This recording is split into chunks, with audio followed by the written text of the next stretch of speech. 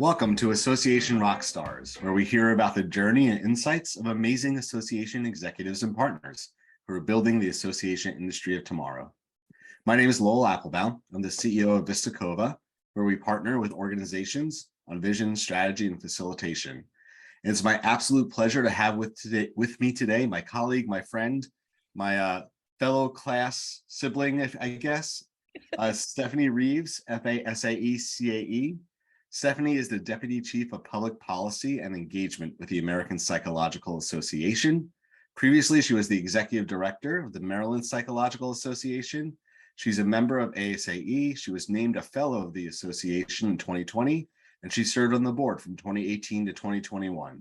And she is also a 2008 to 2009 DELP Scholar. Stefanie, welcome. We're so happy to have you with us today. Thank you so much for having me, Lowell. I'm so excited about our discussion today. Well, we could have a contest of excitement, but instead, I will ask you a question, which is the question we love to start with. You know, you're with us because you're a leader in the community. You're truly a rock star in the association world. And we know those who lead do so because they're able to recognize and leverage their strengths.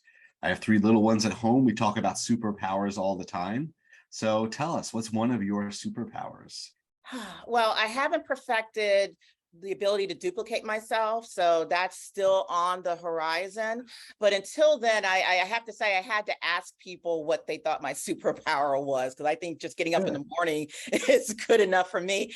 And one of the answers I received was quite interesting. It was the ability to, no matter what the situation, figure it out and adapt as needed.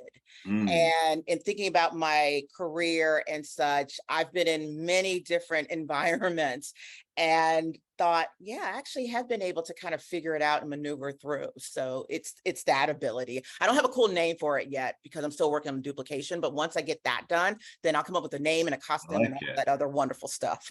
So everyone who's joining in, either listening live or recording, Stefanie is crowdsourcing a name for her superpower. So put it in there so we know what to call it.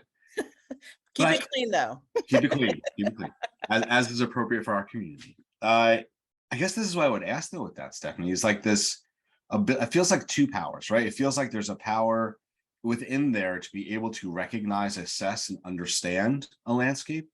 And then the secondary is like, once you have that understanding, the adaptability. And I guess as you reflect upon your own career journeys, are those things that you were born with, you learned, like, how did they become a superpower? I think for me, it was something I had to learn. I'm a middle child.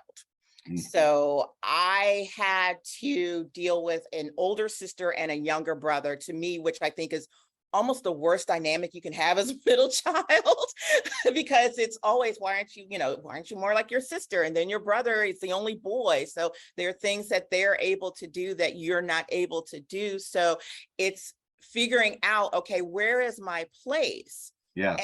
And even growing up and through now, it's always figuring out, where is my place in all of this, whether it's my career, personal, with my friends, different groups and such. So it is definitely something I've developed over time.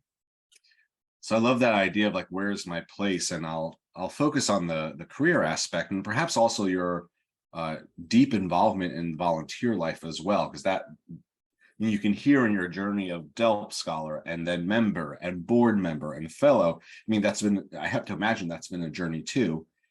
Tell us about the beginning, like, where did you find associations and like, how did it become like your professional home? Great. So I'm a native Washingtonian.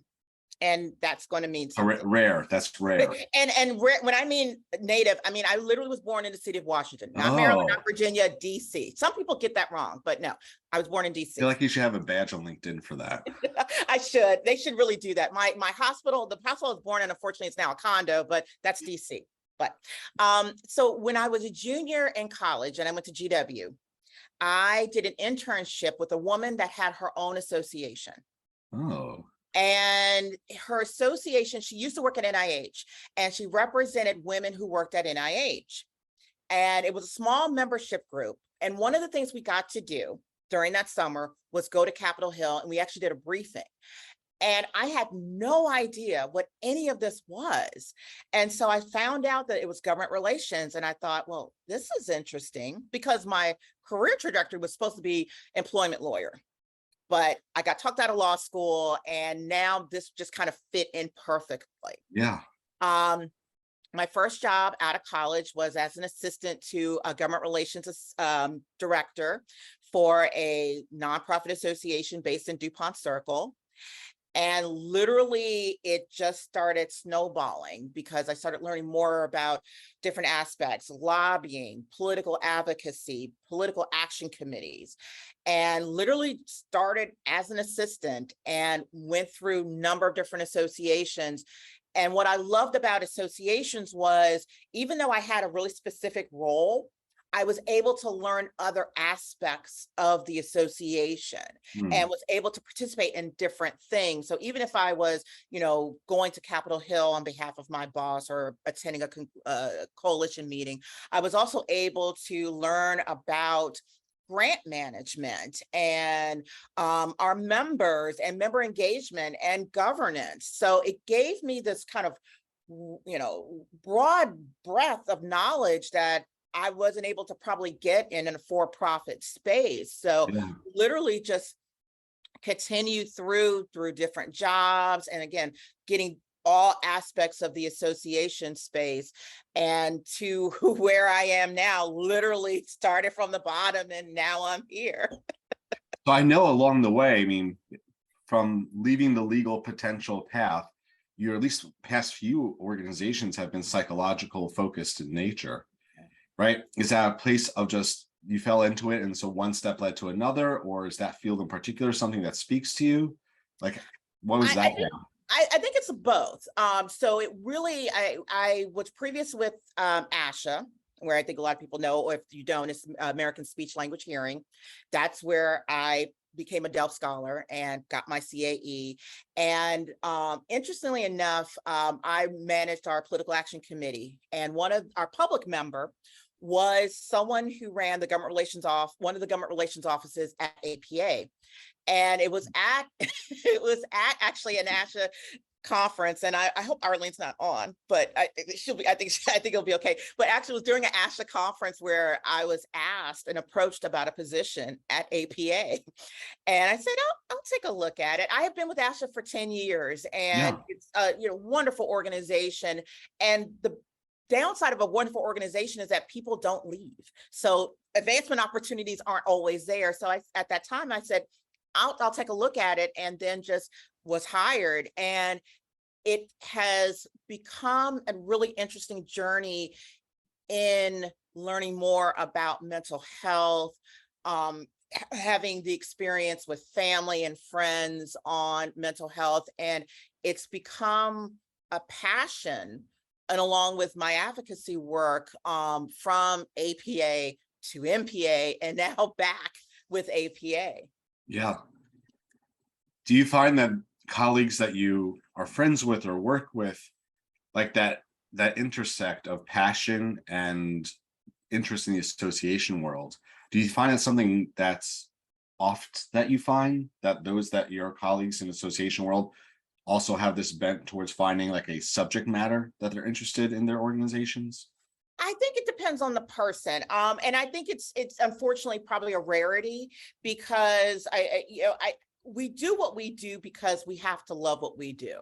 You really can't be in the association space and not love it. And I think for those of us who were at ASAE in Nashville a couple of weeks ago, I think that's the culmination of that. So you have to love it. And mental health is not something that is an easy, by any stretch of the imagination, issue to deal with. But I have been fortunate enough in my career trajectory, again, from APA to MPA, back to APA, to see the sea change, where the stigma, while still there, we're starting to get through to that. And more people are talking about mental health. More resources are going towards mental health services and providers. And so the conversations become broader, which is not something I can say has happened prior to. So Again, I find myself really probably fortunate and maybe in a very rare position to where not only do I love the particular work that I do, but also the genre that I'm doing it in.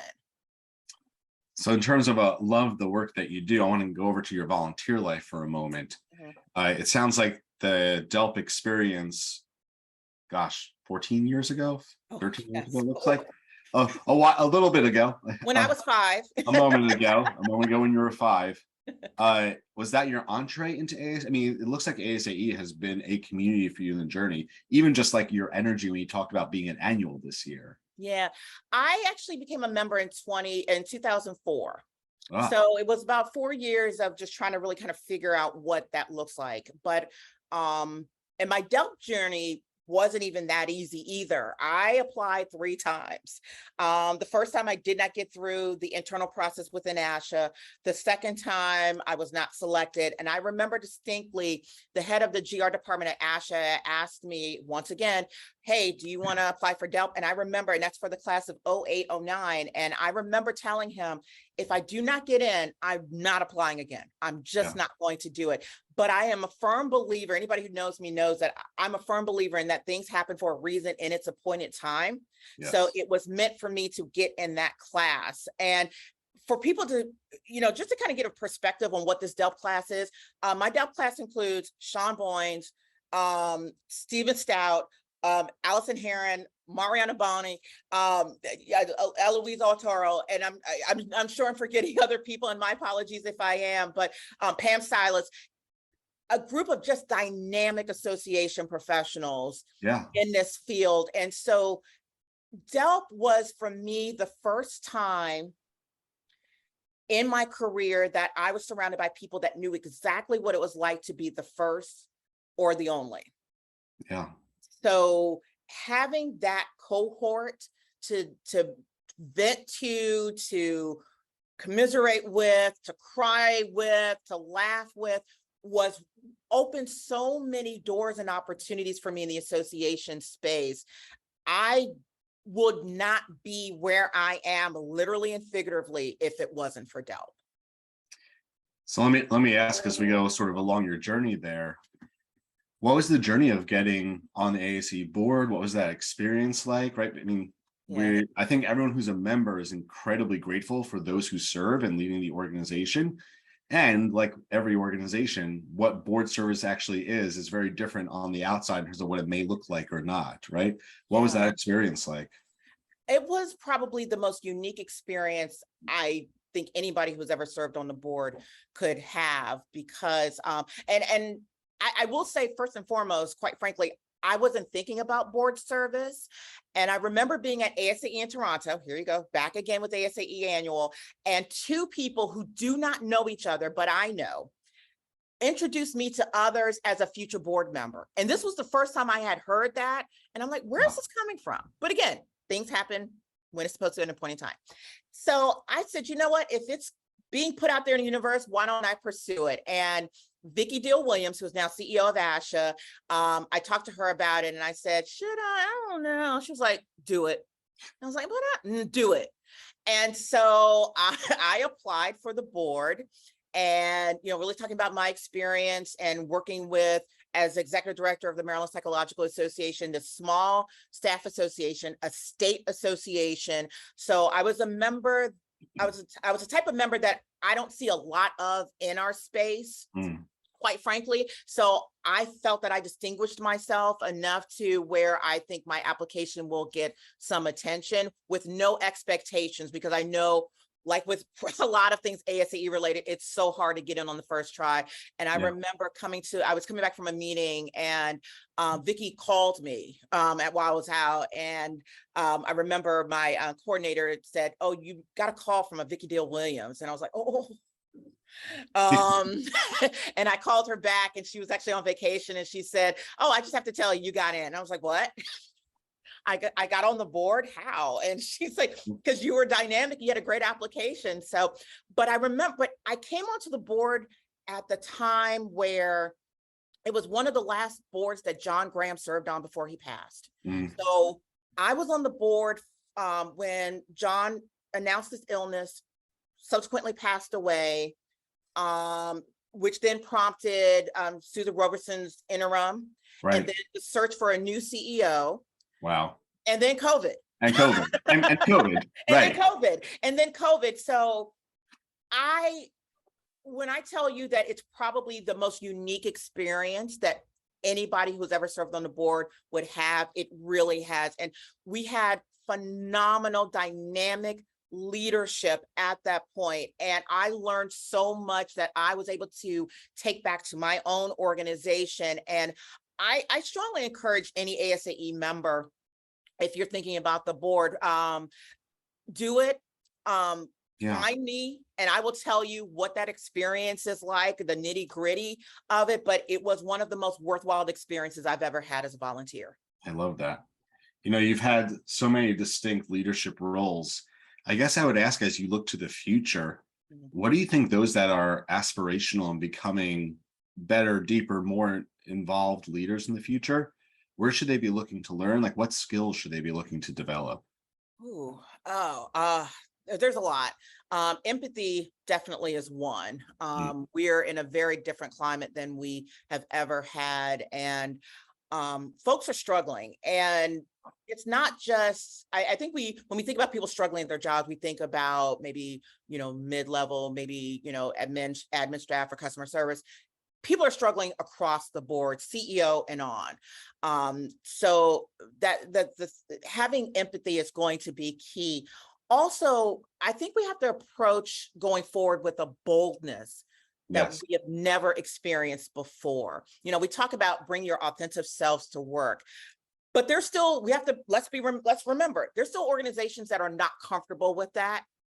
And sometimes people have to be pulled kicking and screaming into the 21st century. Right. We are here in a moment in time where leaders of associations look like me. Yes. And there's still people that can't grasp that concept. And I'm here to tell you, you're going to have to. Yeah. Or you're going to die on the vine. Yeah. So if you are wondering what your next move is, and you're not sure about it, whether it's a volunteer opportunity or you've asked to serve on a board or a committee or, even a writing assignment or participating in something like this, do it, because it is these opportunities that are going to capture somebody's eye. There are people who are looking at you that you have never met, you may never ever meet, but they may put your name in a room that you're not going to be in. Yes. So the boldness, we have to approach this space with a boldness we have never seen before, because that's the way our organizations are going to move forward. I love your energy.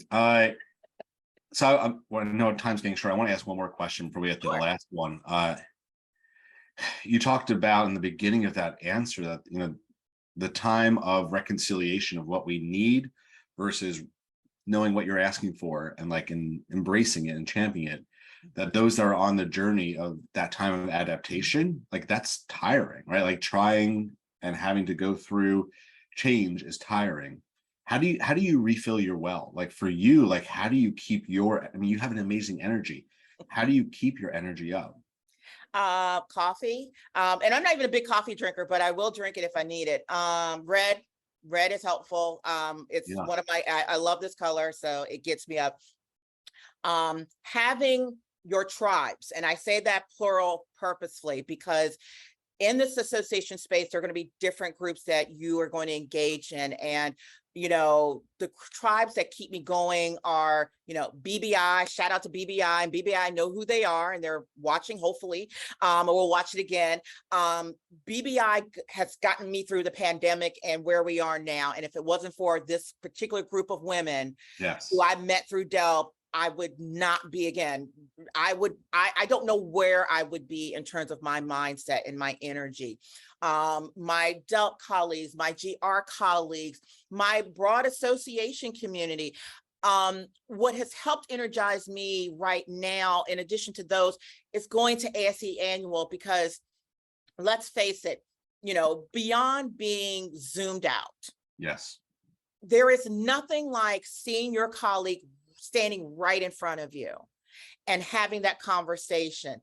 Those conversations we can't replicate online. We just can't. This is virtual is great. There's many benefits to it, but there is nothing, particularly in our space, that works better than when we come together. And every, if you see people's comments on ASAE annual, everyone says, I'm revitalized. It's because, and in 3 years, we haven't been able to do this, and we needed it. We need that. And that's why I love this community so much, because we are truly a community. Well, I think that you just gave a good answer to the follow-up question of someone who doesn't have their tribe yet, right? How do you start to find it? It's really, what is your interest in this space? And actually also, what don't you know in this space? Because I would encourage people, whether or not you're going to become a CEO, that's your own personal journey. But I really encourage people, if there's nothing I got out of my almost 7 years of being an ED, it's an appreciation for the functions of an association that I would not get normally from just being a GR professional. And I encourage others to do it. And through those activities, you're going to find your tribe, and the people you vibe with. You know who you are. You know the people that you're going to connect with. But I challenge you to not just find people who look like you, who are in your particular issue area. Find the people, particularly who don't look like you, who may not even share your same political views or such, because we can all learn from difference. And your tribe can look like so many different things. And hopefully that expands your own point of view. It expands your own depth in what you offer. Yeah. So as you think about your future, someday far, far, far, far in the future, when you're at a point of reflecting on what mark you've been able to make, what is the legacy that you leave behind for the association world look like? I want my legacy to be, she brought others along for the ride. I love that. Well, I think that speaks 100% to your nature and who you are as a leader, as a colleague, as a friend. Really appreciate you spending time today, Stefanie. All right. Thank you, Lowell. Again, I've enjoyed this conversation, and this is a wonderful platform that you have provided us in this space and community. So thank you so much for the opportunity. It's my pleasure. And I hope everyone who listens in today and each time finds a place of inspiration and of potential in their own journey. We each have a rock star inside of us. And so find your tribe, find how you refill your well, find the places that you're not comfortable and become more comfortable, and so many more lessons that we learned today from Stefanie. Thanks to Amy for, as always, being the hostess with the mostest there in the comments on the social media pages. And we appreciate everyone tuning in, and we'll look forward to having you with us next time as we hopefully together learn and chart the future focus and leadership of the association world. Rock on, everyone.